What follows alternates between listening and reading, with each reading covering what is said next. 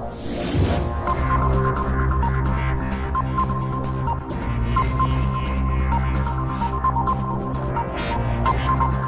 Morning, सुप्रभात। कैसे हैं? जैसे भी होंगे अच्छे होंगे।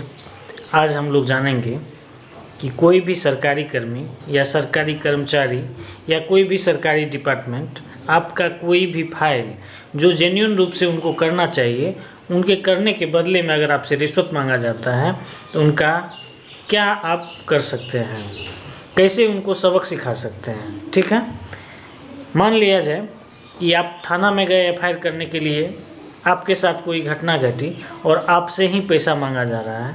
ये तो बहुत बड़ी बात है। ठीक है, इस स्थिति में क्या करेंगे?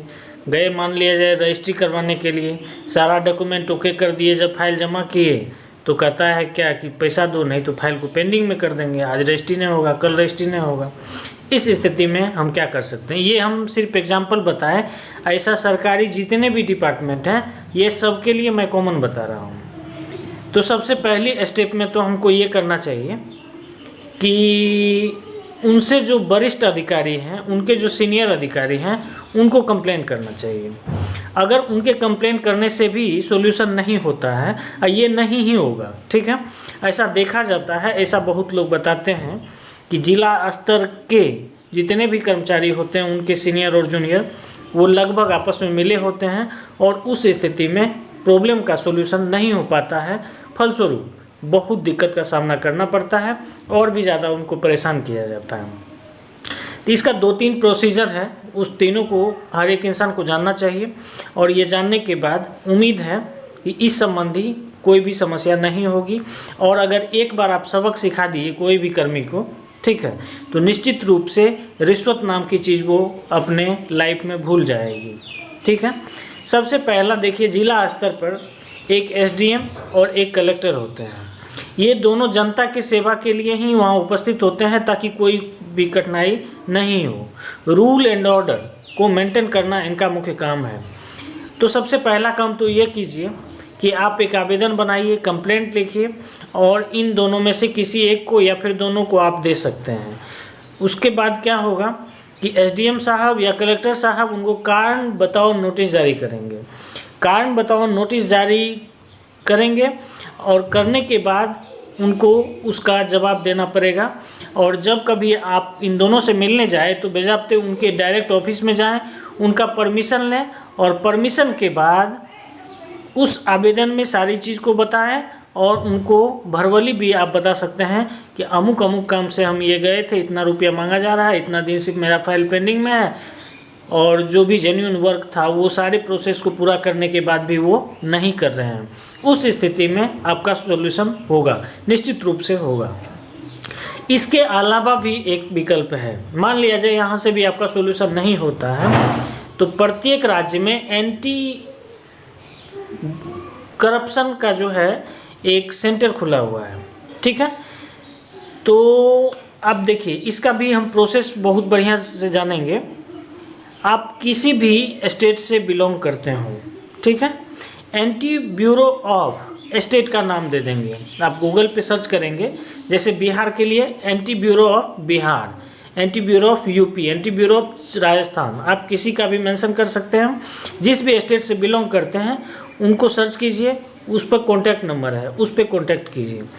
वहाँ कॉन्टैक्ट करने के बाद आपसे बातचीत के दौरान वो आपकी सारी गतिविधि से अवगत होंगे, आपके सारी परेशानी से अवगत होंगे और आप उनको सही सही सब कुछ बता दें।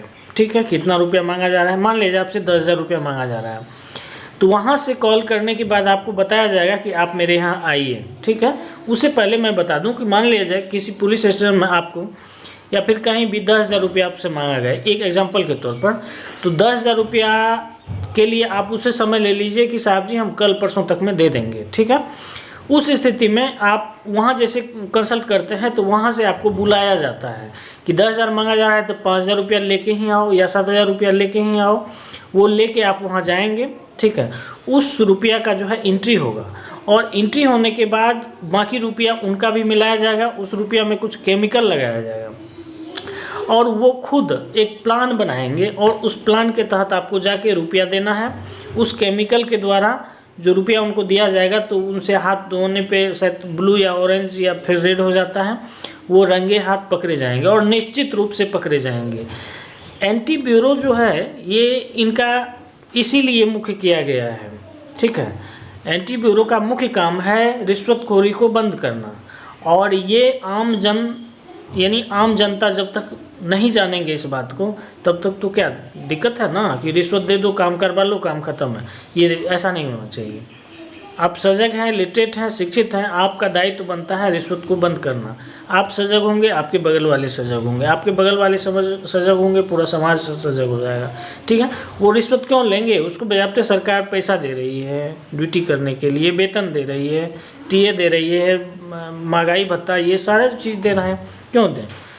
आई होप समझ गए होंगे। पहला काम क्या है कि आप प्राइमरी स्टेज में जहाँ भी हैं उस स्टेज के सीनियर पदाधिकारी को आप कंप्लेंट करेंगे, वहाँ से काम नहीं होगा।